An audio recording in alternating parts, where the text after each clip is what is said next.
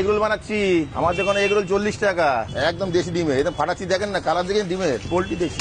অনেক বড় সাইজ দেখছি। হ্যাঁ, আমার দোকানে সবসময় রোল বড়ই হয়। আপনার দোকানে কি কি পাওয়া যায়? Egg roll, chicken roll, chowmein.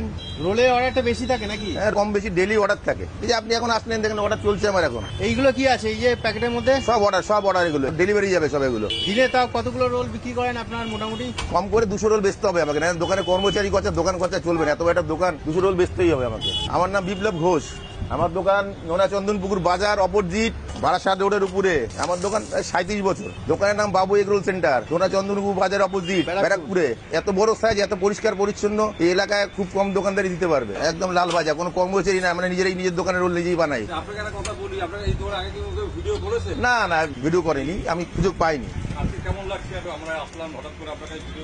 খারাপ না, পাবলিক জানতে পারবে দোকানে কোনখানে ভালো জিনিস পাওয়া যায়, পরিষ্কার পরিচ্ছন্ন, ভালো কোয়ালিটি। রোল ছাড়াও চাউমিন বললেন? হ্যাঁ, চাউমিনও পাওয়া যায়, চিকেন রোল পাওয়া যায়। এগ রোল 40 টাকা, চিকেন রোল 60 টাকা, এগ চাও 60 টাকা, চিকেন চাও 80 টাকা, ডবল ডিমের রোল 50 টাকা।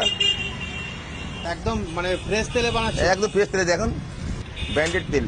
আপনি হাঁপিয়ে যাচ্ছেন না এতগুলো রোল একসাথে? না না, এটা প্রত্যেক দিনের অভ্যাস। আজ দীর্ঘ 37 বছর ধরে ওই করে আসছি পার্মানেন্টলি। আপনার এই দোকানে কে কে আছে আপনার সাথে? আমার সাথে আমার ছেলে আছে, আমার এক স্টাফ আছে, এই তিনজন মিলেই সামলাচ্ছেন? আমার এক বন্ধু আছে, হেল্প করে।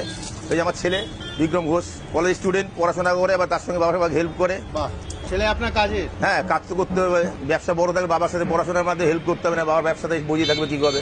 এইভাবে যে ডিমটাকে ভালো করে মিশিয়ে নিচ্ছেন যাতে চারিদিকে ছড়িয়ে যায়? একদম চারিদিকে, একদম নিজের হাতে দেখেন। একটা রোলও সাদা নেই এবং কালো নেই, প্রত্যেকটা কালার একদম লাল। রোলের সাইজও তো অনেক বড়। রোলের সাইজও ভালো, চাটুটা দেখেন কত পরিষ্কার পরিচ্ছন্ন।